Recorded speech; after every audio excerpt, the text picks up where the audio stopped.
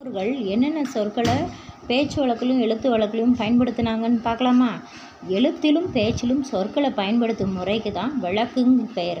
முன்னோர்கள் எந்தெந்த சொற்களை என்னென்ன பொருளை பயன்படுத்தினாங்களோ அந்த சொற்களை நாமும் பயன்படுத்துவதை என்னது வழக்குன்னு சொல்கிறோம். வழக்கு எத்தனை வகைப்படும்? இயல்பு வழக்கு, தகுதி வழக்கு என வழக்கு வந்து 2 வகைப்படும். இயல்பு வழக்குன்னு என்னென்னு பார்ப்போமா? ஒரு பொருளை அதற்கே உரிய இயல்பான சொற்களால் குறிப்பிடுவது இயல்பு வழக்கா. அப்போ இயல்பு வழக்கு 3 வகைப்படும். அது என்னென்னலாம்? இலக்கணமுடையது, இலக்கணப்போலி, மருவு. இலக்கணமுடையதுன்னா என்னது? இப்போ நிலம், மரம், வான், எழுது ஆகிய சொற்கள் வந்து இருக்குன்னா இவை தமக்குரிய பொருளில் வந்து எவ்வகை மாறுபாடும் இல்லாமல் இயல்பான பொருளை தருது. இவ்வாறு இலக்கண நெறி மாறாமல் முறையாக அமைந்த சொல்லத்தான் நம்ம இலக்கணம் உடையதுன்னு நம்ம சொல்லுவோம். இலக்கணப்போலி இதுக்கு இன்னொரு பெயர் எழுத்துப்போலி, சொற்போலி. சொற்போலின்னு என்னது?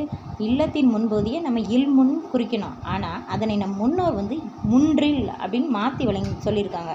இப்போ கிளையின் நுனியை கிளை நுனின்னு சொல்லாமல் ஏன் நுனிக்கிளைன்னு சொல்கிறாங்க?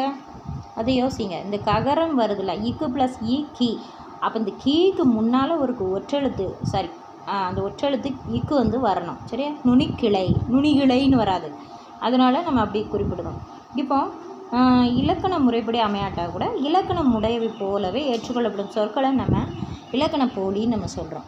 இப்போ வாயில், வாசல் அப்படின்னு இருக்குது. அப்போ இல்லத்துக்குள்ளே நுழையும் வழியை வந்து இல்வாய், இல்லத்தின் வாய். இல்வாய்னா என்னது? இல்லத்தின் வாய் என குறிப்பிடப்படணும். ஆனால் இதனை நம்ம என்ன சொல்கிறோம்? வாயில்னு நம்ம சொல்கிறோம். இது இலக்கண போலியாகும். இப்போ வாயில்ங்கிற சொல்ல பேச்சு வழக்கில் வாசல் அப்படின்னு நம்ம சொல்கிறோம். இது வந்து மருவி வர்றதுனால மருவு சொல் அப்படின்னு சொல்கிறோம். இதோட டீட்டெயில் வீடியோ அடுத்த வீடியோவில் நான் கொடுக்குறேன். இன்றைக்கி ஈவினிங் அல்லது நாளைக்கு ஈவினிங் வரும். சரியா? நீங்கள் எல்லாருமே கொஸ்டின் ஆன்சர்ஸ் வீடியோ கேட்டீங்க, நானும் போஸ்ட் பண்ணியிருக்கேன். கேட்குறீங்களா ஒழிஞ்சு அதை பார்க்க மாட்டீங்க.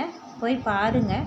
உங்களுக்காண்டி ஒரு கம்மியான நிமிஷத்தில் டக்குன்னு பண்ணுற மாதிரி நான் டைப் பண்ணி தான் போட்டிருக்கேன். நம்ம சேனல் பிடிச்சிருந்தா ஃப்ரெண்ட்ஸ் கூட ஷேர் பண்ணிட்டு சப்ஸ்கிரைப் பண்ணுங்கள். பிடிச்சிருந்தா லைக் பண்ணுங்கள். ரொம்ப பிடிச்சிருந்தா ஹைப் பண்ணுங்கள். இந்த மாதிரி வீடியோக்களுக்கு தனியாக ப்ளேலிஸ்ட்